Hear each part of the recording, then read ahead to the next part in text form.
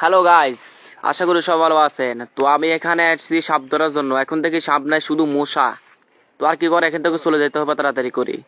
তারপরে গেলাম একটা গাছ দেখলাম, না চলে আসতে হবে না, আবার গেলাম একটা গাছে উঠতে হবে। তো আর দেরি না করে আস্তে আস্তে গেলাম, গাছে উঠি আস্তে আস্তে। তো আর কি করা, গাছে খুব কষ্ট করে উঠলে পরে ঠেল ভাঙ্গি পড়ে গেলাম।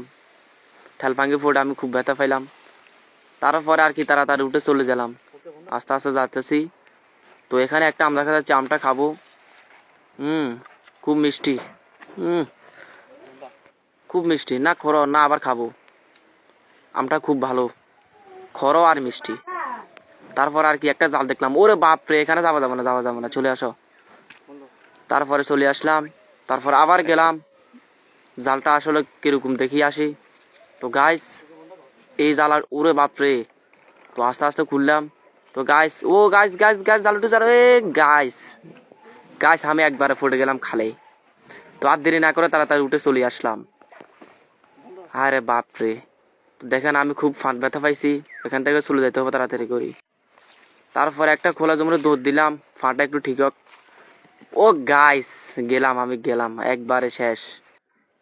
আমি শেষ, আমার গিরাগারা সব শেষ। তারপর আর দেরি না করে চলে গেলাম। যাই একটু ফাঁদ ব্যথা, একটু এখানে বসলাম না, এখানে বসতে ভালো লাগতেছে না। তারপরে এখানে বসলাম না, এখানেও জায়গাটা খুব ভালো না, আমি শেষ। তারপর এখানে শুয়ে গেলাম, ওটাও ভালো লাগতেছে না। তারপর আর কি ওখানে গেলাম, এখানেও ভালো লাগতেছে না, কি করবো আমি জানি না।